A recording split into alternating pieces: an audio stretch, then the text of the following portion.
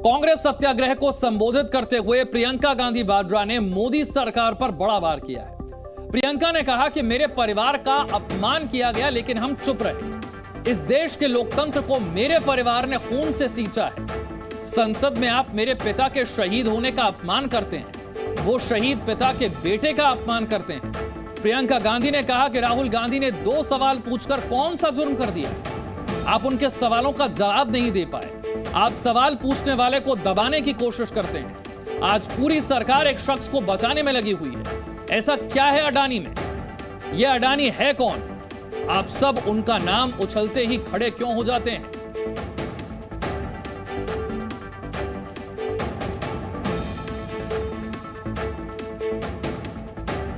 अडानी से ध्यान भटकाने की यह सारी कोशिश है। और अगर राहुल गांधी सवाल पूछते हैं तो डर क्यों लगता है? आपके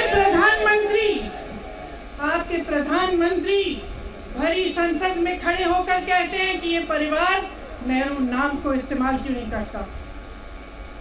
पूरे परिवार का अपमान करते हैं, कश्मीरी पंडित समाज के रिवाज का अपमान करते हैं, जिसके तहत एक बेटा अपने बाप के मरने पर पगड़ी पहनता है, परिवार की परंपरा को आगे बढ़ाता है।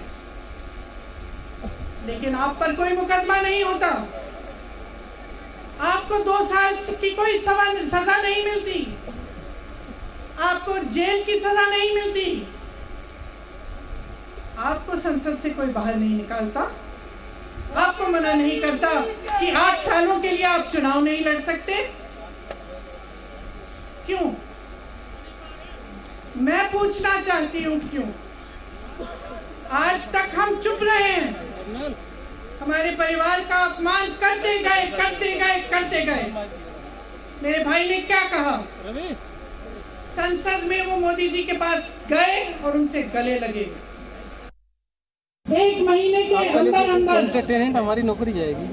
जज कह देते हैं कि राहुल गांधी को 2 साल की सजा मिलेगी। आपने देखा इस देश में कितने केस हैं कि जेल में 10 साल के लिए पड़े रहते हैं, उनकी सुनवाई नहीं होती। ये तो सुनवाई भी फट से हो गई, जजमेंट भी फट से हो गई, सजा भी फट से हो गई। और आपने कह दिया अगले दिन कि 8 सालों के लिए ये चुनाव नहीं लड़ सकते, संसद से बाहर करने ही इनको। वाह वाह वाह वाह वाह वाह,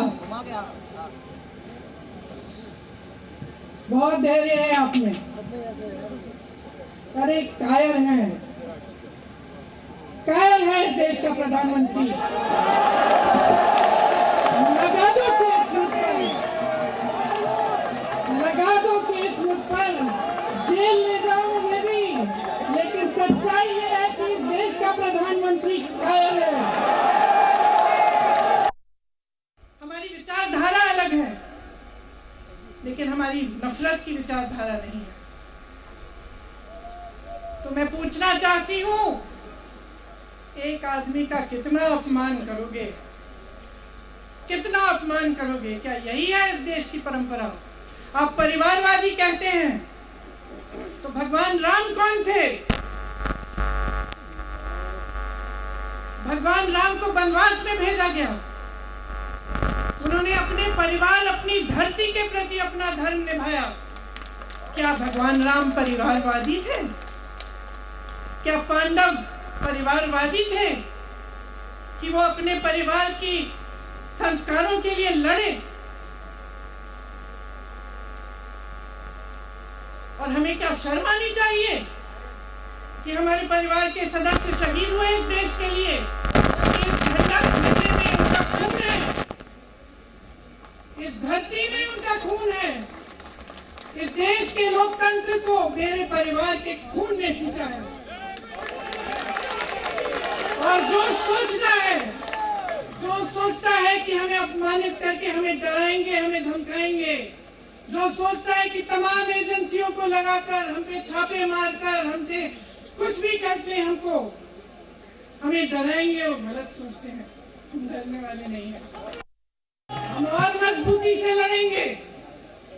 हम इस देश के लोकतंत्र के लिए कुछ भी करने के लिए तैयार हैं। इस देश के लोकतंत्र को, इसकी नींव कांग्रेस पार्टी के महान महापुरुषों ने की डाली है। कांग्रेस पार्टी लड़ी इस देश की आजादी के लिए और आज भी इस देश की आजादी के लिए ही लड़ रही है।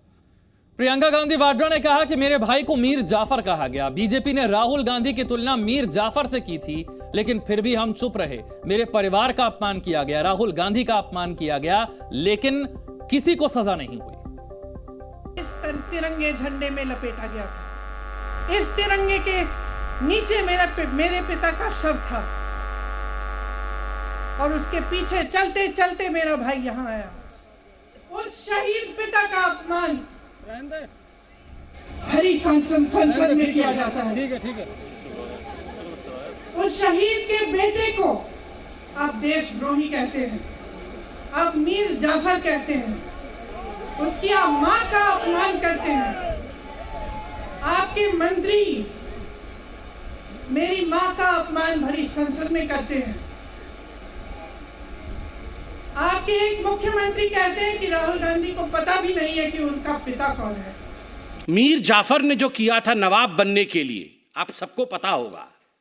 मीर जाफर नवाब बनना चाहता था और नवाब बनने के लिए उसने ईस्ट इंडिया कंपनी की मदद ली थी। ईस्ट इंडिया कंपनी हिंदुस्तान में प्रवेश करके मीर जाफर के साथ खड़ी हुई और उसके बाद जो हुआ वो और आप और हम सब जानते हैं, अंग्रेजों का शासन। It would not be an aberration to say that Rahul Gandhi is the present day Mir Jafar of Indian polity. जो उन्होंने लंदन में किया है वो ठीक वही किया है। शहजादा नवाब बनना चाहता है और शहजादे ने ईस्ट इंडिया कंपनी की मदद मांगी है नवाब बनने के लिए कि तुम मुझे नवाब बनाओ, मैं तुम्हें 24 परगना भेंट करूंगा, मैं तुम्हें हिंदुस्तान का एक टुकड़ा भेंट करूंगा। मीर जाफर ने बंगाल में 24 परगना उसने भेंट किया था ईस्ट इंडिया कंपनी को और उसी 24 परगना के माध्यम से ईस्ट इंडिया कंपनी और अंग्रेजी हुकूमत हिंदुस्तान में प्रवेश करती है।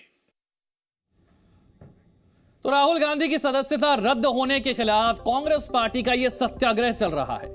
देश भर में गांधी प्रतिमा के सामने कांग्रेस पार्टी के कार्यकर्ता प्रदर्शन कर रहे हैं। मल्लिकार्जुन खड़गे और प्रियंका गांधी राजघाट पहुंचे हैं। कांग्रेस अध्यक्ष मल्लिकार्जुन खड़गे ने केंद्र सरकार पर निशाना साधा। खड़गे ने कहा कि मोदी सरकार को मुंहतोड़ जवाब दिया जाएगा।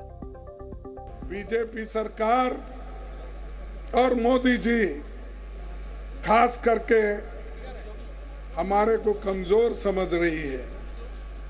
अगर कोई व्यक्ति अहंकार से हमारे को कुचलने की कोशिश करता है तो उसका मुंहतोड़ जवाब देने का भी हमारे पास। आकंठ भ्रष्टाचार में डूबे हुए लोग सत्याग्रह नहीं कर सकते। मौन जीवों की बात तो दूर, मनुष्य के प्रति भी जिनकी संवेदना न हो